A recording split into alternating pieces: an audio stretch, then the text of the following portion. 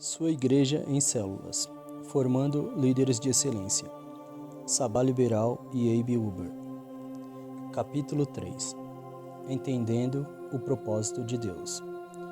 Antes de avançarmos, gostaríamos de frisar algo que consideramos fundamental no que tange à edificação da igreja, tarefa na qual você estará engajado como líder de célula.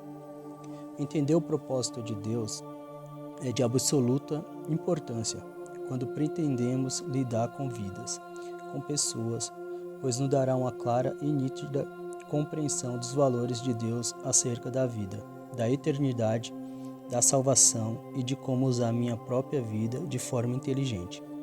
Queremos começar afirmando o seguinte: o propósito principal de Deus não é nos salvar do inferno e nos levar para o céu. A redenção é apenas um acidente de percurso. Deus não criou o homem para que ele caísse e para depois redimi-lo.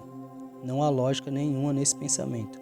Se o propósito de Deus se resumisse em somente salvar o homem do inferno, ele seria cúmplice daquela queda do homem e do pecado, pois para cumprir seu propósito, Deus estaria torcendo para que o homem escolhesse desobedecer, mas para então poder salvá-lo, e isto não é verdade. Deus criou o homem porque ele queria ter uma grande família de filhos semelhantes a ele. O céu é apenas o resultado do seu propósito cumprido. Está muito claro em Números, capítulo 14, versículo 21, que o propósito de Deus é encher a terra da sua glória. É importante saber que aqui, glória não é uma coluna de fumaça, mas honra e reconhecimento devidos somente a Ele. E isto só acontecerá quando a terra estiver cheia de pessoas que o amam, que são totalmente submissas ao seu senhorio, que o honram e lhe obedecem.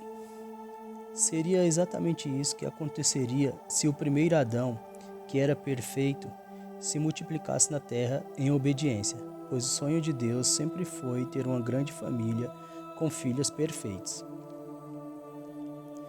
A queda do primeiro Adão não fez Deus mudar ou desistir do seu propósito original, que continua sendo o mesmo. Para isso acontecer, ele teve que providenciar e mandar o último Adão perfeito, para edificar uma grande família de filhos parecido agora com este último Adão, que é o seu filho primogênito, o primogênito entre muitos filhos, Jesus Cristo. 1 Coríntios, capítulo 15, versos 45, 47 ao 49. A Bíblia é clara em afirmar isso, porquanto os que de antemão conheceu, também os predestinou para serem conformes à imagem de seu Filho. Romanos, capítulo 8, verso 29. O desejo de Deus é nos levar a ser como Jesus. A essa grande família que Deus quer edificar, a Bíblia chama de igreja. E foi para cumprir esse propósito que Cristo veio, para edificar a sua igreja, pois somente através da igreja será conhecida a multiforme sabedoria e a bondade de Deus. Efésios, capítulo 3, verso 10. É muito importante entender que a igreja aqui não se trata de um prédio, nem de um aglomerado de pessoas sem vínculo e sem compromisso umas com as outras, mas de uma comunidade, de uma família, onde a vida de Deus e os princípios da sua palavra fazem parte do estilo de vida delas. Daqui em diante, quando nos referimos à edificação da igreja, lembre-se de que estamos falando da grande família de Deus, com filhos parecidos com Jesus. Você precisa entender isso para que a visão de célula faça sentido na sua vida e para que você entenda o que Deus espera de você como membro dessa família. Entendendo isso, podemos afirmar que a igreja é o centro do propósito de Deus aqui na terra. A igreja é a prioridade de Jesus. Sabemos que quando lemos o que ele disse, edificarei a minha igreja, Mateus capítulo 16, verso 18.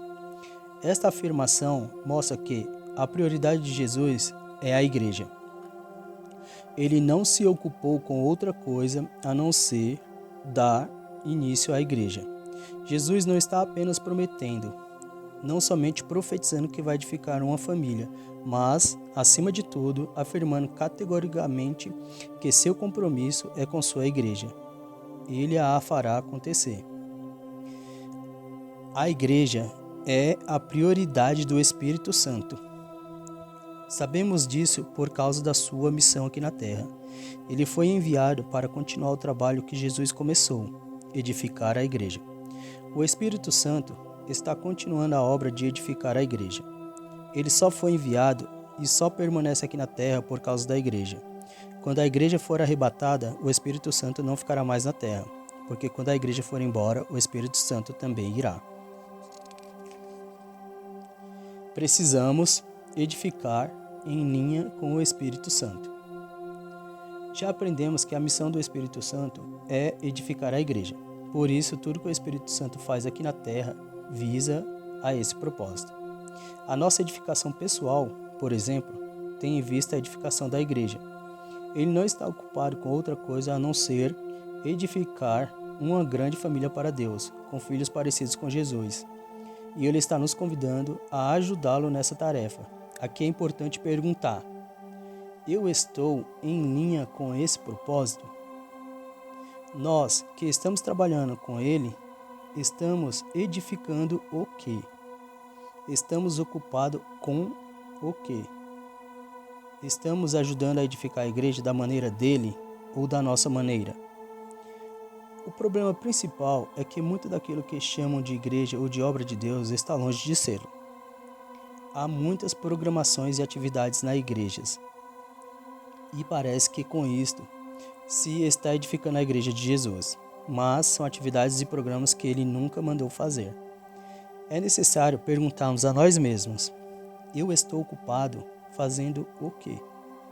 Se não estivermos cooperando com o Espírito Santo na edificação da igreja, estaremos ocupados com coisas erradas. Compreender esta verdade é fundamental para que a visão de células seja assimilada. Aliás, sem essa compreensão, as células não fazem sentido. O Espírito Santo trabalha em nós, edificando Cristo em cada um de nós, até nos tornarmos iguais a Cristo aqui na terra. Tudo começa quando nos convertemos. Nesse momento, Cristo é ministrado para dentro de nós, pois só assim ele pode expressar-se ao mundo, ou seja, sua vida através da nossa. Só vamos expressar Cristo quando estivermos cheios dele. Os primeiros seguidores de Jesus foram chamados de cristãos, porque eles manifestavam a vida de Cristo. Faziam o que Cristo fazia, falavam como Cristo falava, agiam como Cristo agia. Manifestar a vida de Jesus em caráter e em obras, esse é o desejo de Deus para cada um dos seus filhos aqui na terra. Veja o que a Bíblia diz: aquele que diz que permanece nele, esse deve também andar com ele como ele andou. 1 João, capítulo 2, verso 6. E mais: Cristo em vós, a esperança da glória. Colossenses, capítulo 1, verso 27. Até ser Cristo formado em vós. Gálatas, capítulo 19. Até que todos cheguemos à perfeita varonilidade, à medida da estatura da plenitude de Cristo. Efésios, capítulo 4, verso 13.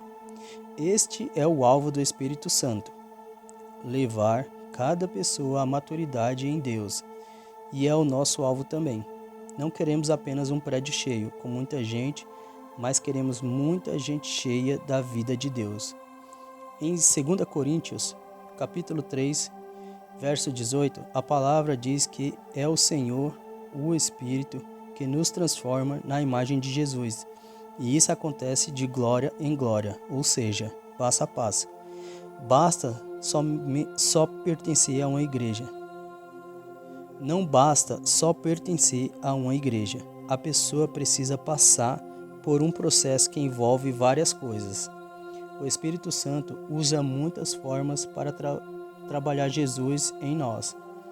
Por exemplo, ele usa o tempo sozinho com Deus, TSD, discipulado pessoal, a pregação da palavra e convivência com outros cristãos, e isto inclui o culto de celebração e a célula. Quando entendemos o propósito de Deus, entendemos o propósito das células.